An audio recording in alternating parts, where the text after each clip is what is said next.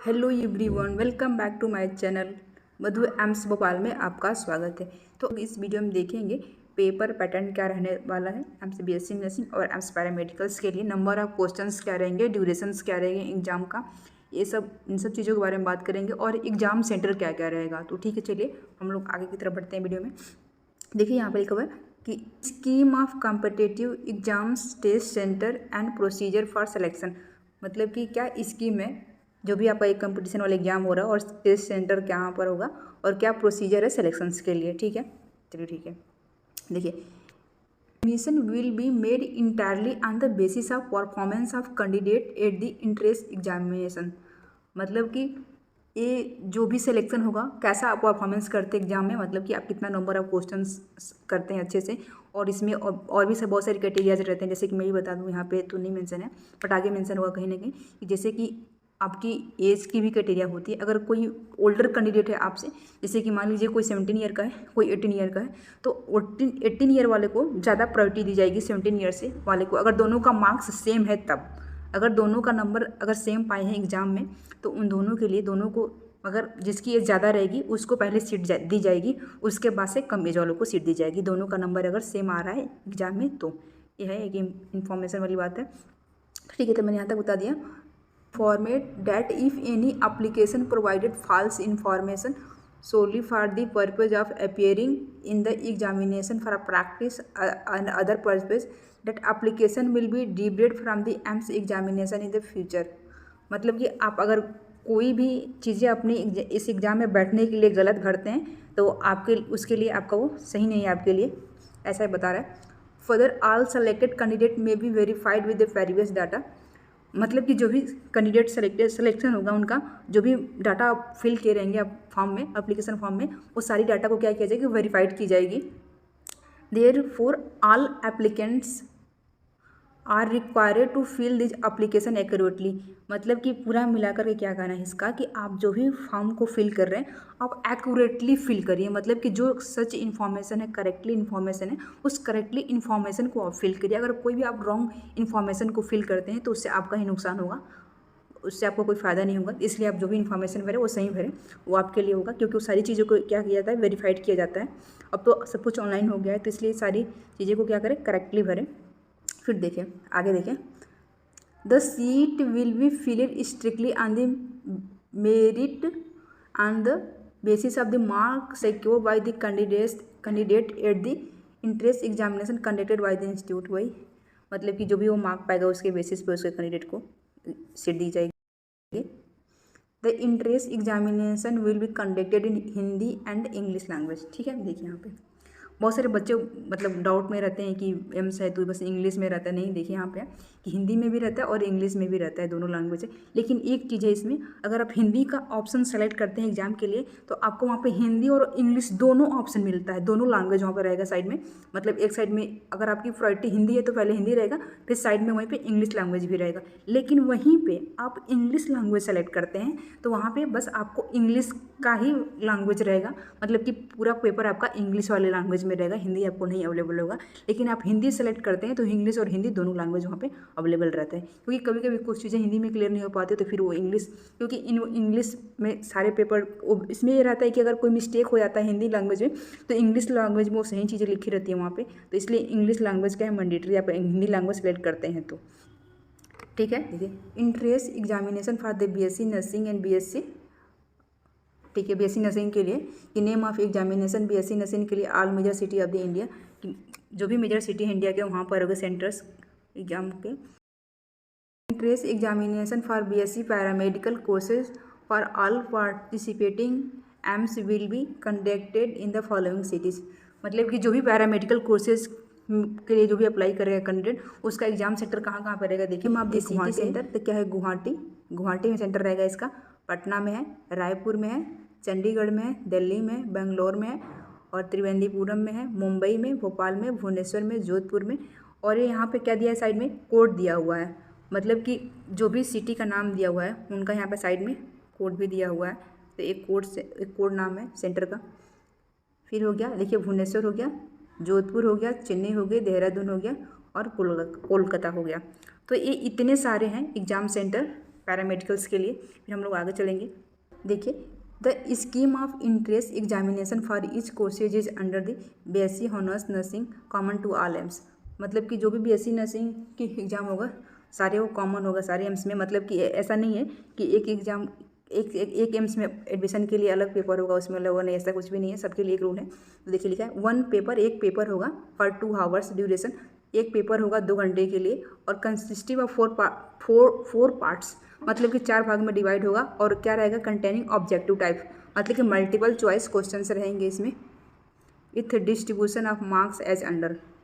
ठीक है, तो देखिए 4 सेक्शन में बटा हुआ है और फिजिक्स, केमिस्ट्री, बायोलॉजी और जीके जनरल नॉलेज। टोटल कितने क्वेश्चन हो रहे हैं, 100 हो रहे हैं। और इसमें क्या है कि 30 क्वेश्चन आएगा फिजिक्स से, 30 क्वेश्चन आएगा केमिस्ट्री से, 30 क्वेश्चन आएगा बायोलॉजी से और 10 क्वेश्चन आएगा जीके से। तो आपकी टोटल मार्क्स कितने का है, 100 का है। और आपका टाइम का ड्यूरेशन कितना है, 2 आवर्स का है। तो आप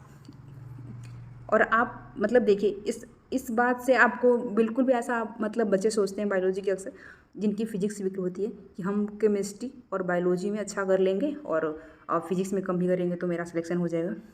मतलब कि आप अपने दिमाग में इस तरह का कोई भी थिंकिंग मत रखिएगा, क्योंकि देखिए पेपर ऐसा ही मत रखिएगा कि पेपर बहुत ईजी आ जाएगा मतलब फिजिक्स का, क्योंकि फिजिक्स में न्यूमेरिकल्स रहते हैं 30। अगर आपका 30 क्वेश्चन है इसमें तो आपका कम से कम मान के चलिए कि आपका 25 क्वेश्चन और 22 क्वेश्चन लगभग क्या रहते हैं, न्यूमेरिकल्स रहते हैं। उसमें से 4, 5, 6 ही क्वेश्चन ऐसा रहता है कि जो थ्योरी पे बेस रहेगा।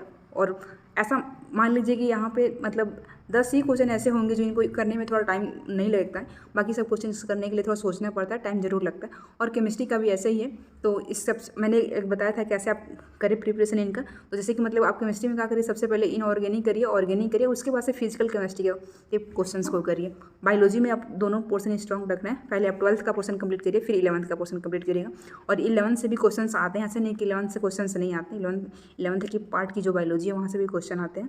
तो ऐसा आप कोई भी कटरी ना बनाइएगा कि बहुत इजी पेपर आएगा।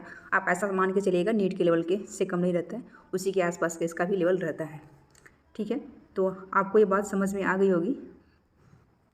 ठीक है, चलिए आगे हम लोग देखते हैं। अब हम लोग देखेंगे BSc paramedical courses common to all AIIMS. इसमें भी बता रहा है कि सारे एम्स के लिए कॉमन रहेगा। 1 पेपर होगा और 1 आवर 1/2 ड्यूरेशन रहेगा, मतलब कि 1.5 घंटे का पेपर होगा, 1 आवर 30 मिनट्स का। और इसमें भी ऑब्जेक्टिव टाइप से क्वेश्चंस रहेंगे, मल्टीपल चॉइस होगी, केमिस्ट्री, फिजिक्स, बायोलॉजी। और इसमें एक एक्स्ट्रा चीज़ होगी, इसमें मैथमेटिक्स भी होगा। मैथमेटिक्स द कैंडिडेट में भी आइदर अटेम्प्टिंग बायोलॉजी पार्ट या मैथमेटिक्स पार्ट। मतलब कि आप देखिए यहाँ पे बायोलॉजी और मैथ दोनों रहेगा। आपको जो क्वेश्चन आता होगा आप उसमें से आप कर सकते हैं। मतलब कि मैथ वाले जो स्टूडेंट होंगे वो मैथ सॉल्व करेंगे और जो बायो वाले स्टूडेंट होंगे वो बायोलॉजी सॉल्व करेंगे। ठीक है, तो ये आपको ये चीज़ें समझ में आ गई होगी। तो आप लोग देखिए यहाँ पे मैं दिखा रही हूँ कि इसकी मार्किंग मतलब कि क्या नंबर्स का पैटर्न रहेगा, आपको कितने क्वेश्चंस करने पे कितने मार्क्स मिलेंगे। अब मैंने आपको पहले अभी दिखाया कि 100 क्वेश्चंस रहते हैं, तो एक क्वेश्चन 1 नंबर का होता है, मतलब कि 100 क्वेश्चन 100 नंबर का है। टोटल पेपर आपका 100 नंबर का है। देखिए यहाँ पे there will be negative marking for wrong answer in entrance examination for all the courses. मतलब कि नेगेटिव मार्किंग है इस एग्जाम में। Each correct response will be get a score +1 mark. अगर आप एक क्वेश्चन मतलब जो जितने क्वेश्चंस करेक्ट करेंगे, सही करेंगे, आपको उतने नंबर मिलेंगे। अगर आप एक क्वेश्चन सही करते हैं तो आपको 1 नंबर मिलेगा। Each incorrect response will be get score -1/3। अगर आप एक क्वेश्चन गलत करते हैं तो -1/3 मार्क्स आपको क्या कर दिया जाएगा, कम कर दिया जाएगा। तो इसलिए इसमें नेगेटिव मार्किंग है। इसलिए ऐसा नहीं है कि जिस क्वेश्चन में बिल्कुल आइडिया ना हो हमें कि क्या इसका कैंसर होगा तो उसे बिल्कुल भी ना करें। मैं आगे बहुत सारे टिप्स एंड टिप्स भी बताऊंगी कैसे मतलब एग्जाम को कैसे क्वेश्चंस को एलिमिनेट करना रहता है 4 ऑप्शंस में से। ठीक है,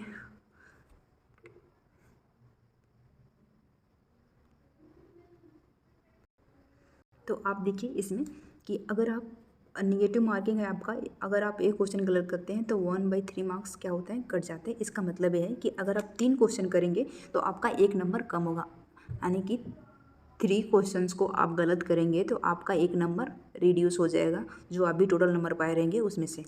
ओके, फिर उसके बाद देखिए no credit will be given for the question not answered. मतलब कि जो आप क्वेश्चंस का आंसर नहीं करेंगे उसके लिए आपको कोई नंबर नहीं दिया जाएगा। अगर देखिए क्या है कि अगर आप देखिए यहाँ पे जो एक कलर्स दिखा रहा है एक करेक्ट का है, अगर आप करेक्ट करेंगे तो 1 नंबर मिलेगा, अगर आप रॉन्ग करते हैं तो 1/3 माइनस हो जाता है। और ये है फॉर रिव्यू और ये नॉट आंसर्ड, मतलब कि देखिए जब आप क्वेश्चन पेपर को सॉल्व करेंगे वहाँ पे, मतलब जब भी आप एग्ज़ाम देंगे तो वहाँ पर ऐसे कलर कोडिंग वहाँ पे मतलब शो करता है एग्जाम हॉल में, मतलब जैसे कलर कोडिंग बन करके आता है कि जो आप जिसका आंसर दे दिए रहेंगे उसकी कलर अलग रहेगी, और जिस क्वेश्चन को आपने मार्केट फॉर द रिव्यू अभी छोड़ा हुआ करने के लिए उसका कलर ऐसा रहेगा, और जिस क्वेश्चन का आंसर आपने नहीं दिया होगा उसको रीड भी नहीं किया होगा आपने, तो क्या होगा कि ऐसा दिखाएगा, वाइट कलर का दिखाएगा। तो ये मतलब ऐसे कलर कोड वहाँ पे शो करता है, तो आप देख सकते हैं। तो क्या रहता है कि ऊपर ऐसे ऐसे बॉक्स जैसा ऐसे साइड में बना रहता है यहाँ पे, मतलब वहाँ पे बना रहेगा जहाँ भी आप जब भी आप एग्जाम देंगे ऑनलाइन, वहाँ पे ऐसे शो करता रहता है क्वेश्चंस नंबर, आप कौन से क्वेश्चंस में कौन से जगह यहाँ से चूज़ करने का ऑप्शन देता है कि आप बायोलॉजी में जाइए, केमिस्ट्री में जाइए, फिजिक्स में जाइए, ऐसे मैथमेटिक्स में जाइए, तो फिर आप वहाँ से उस हिसाब से क्या करते हैं कर सकते हैं क्वेश्चंस को। ठीक है, आप समझ गए होंगे। और एक चीज़ और मैं बता दूं कि जो आपको क्वेश्चन ईजी लगेंगे, मतलब कि जैसे होता है ना कोई क्वेश्चन पढ़ते हैं एक बार में मुझे इसका आंसर पता है, तो क्वेश्चन को सबसे इजी क्वेश्चंस को पहले करिएगा, जो क्वेश्चंस आपको नहीं आएंगे उसको स्किप कर दीजिएगा, उसको लास्ट वाले टाइम में फिर मतलब कि आप पेपर को दो बार सॉल्व करिएगा। एक बार सारे इजी क्वेश्चंस को कर लीजिएगा सारे। सबसे पहले आपका जो स्ट्रॉन्ग पॉइंट होगा, अगर आपका बायोलॉजी है तो बायोलॉजी करिएगा, मैथमेटिक्स है तो मैथमेटिक्स सॉल्व करिएगा, अगर आपका केमिस्ट्री है तो केमिस्ट्री करिएगा, अगर आपका फिजिक्स है तो फिजिक्स करिएगा। मतलब कि जो आपको क्वेश्चन लगता है आप जल्दी से कर ले जाएंगे, आप सबसे पहले उस क्वेश्चन को करिए जो इजी क्वेश्चंस रहेंगे। एक बार सारे क्वेश्चंस को रीड कर जाना, और जो एक बार में पढ़ने के बाद क्वेश्चंस बन जाए उस क्वेश्चंस को सॉल्व कर लेना। मतलब किसी क्वेश्चन में फंसना नहीं है कि मुझे क्वेश्चन नहीं आ रहा है तो मुझे क्वेश्चन सॉल्व ही करना है, मतलब वहाँ पे अपना टाइम वेस्ट नहीं करना है। जो क्वेश्चन आएगा उसे जल्दी से निपटा लेना है, इजी वाले क्वेश्चंस को, फिर उसके बाद से हम हार्ड वाले क्वेश्चंस पे जाएंगे। मतलब कि 2 बार तो एग्जाम में सॉल्व करना ही है, क्वेश्चंस को तो करना है 2 बार से भी ज़्यादा 3 बार जरूर करना चाहिए। लास्ट टाइम एक बार जरूर दिखेगा, कोई क्वेश्चन ऐसा नहीं हो कि हमने मार्क नहीं ना किया हो और छूट गया हो, क्योंकि कभी के माउस अच्छे से चलता नहीं है, तो आप लोग जरूर देखा करिएगा, वहाँ पर ऊपर के साइड में शो होता रहता है, तो आप लोग एक बार जरूर देख लीजिएगा। Based on result interest examination separate merit list will be prepare for the general OBC यानी क्रीमिनल लेयर, EWS ST और ST कैटेगरी। मतलब कि ये बता रहा है कि इनके लिए अलग से, मतलब कि जो भी रिजल्ट आएगा अलग अलग जनरल कैटेगरी वाइज बनता है रिजल्ट। एक बार के ऑल इंडिया ओवर रैंक आएगा, फिर उसके बाद से आपका फिर कैटेगरी वाइज रैंक आता है 2 बार, तो आपको उसी कैटेगरी के हिसाब, अपने कैटेगरी के हिसाब से जो भी आपकी सीटें होती हैं वो पहले डिस्ट्रीब्यूट हो जाती हैं, मिलती हैं। तो ठीक है, इस वीडियो में इतना ही था, आपको समझ में आ गया। अगर आपको और भी कोई डाउट है तो आप मुझे कमेंट कर सकते हैं, मैं उसका ज़रूर रिप्लाई करूँगी। और आप पढ़ाई करिए अच्छे से, सिलेक्शन ज़रूर होगा आपका, पॉजिटिव रहिए। ओके, इस वीडियो में इतना ही, थैंक्स फॉर वाचिंग। अगर आप हमारे चैनल पर नहीं है तो ज़रूर मेरा सपोर्ट करें, मेरे चैनल को सब्सक्राइब करें। मैं ऐसे बहुत सारी इन्फॉर्मेशन ऐसे लेकर आती रहूँगी आगे भी, और भी बहुत सारे मैं कुछ इंपॉर्टेंट क्वेश्चंस भी कराऊंगी, कैसे क्वेश्चंस पूछे जाते हैं अभी कुछ दिनों में ज़रूर बताऊँगी, मैं दिखाऊँगी कुछ बहुत सारे क्वेश्चंस आप लोगों को। Thanks for watching, like share and subscribe.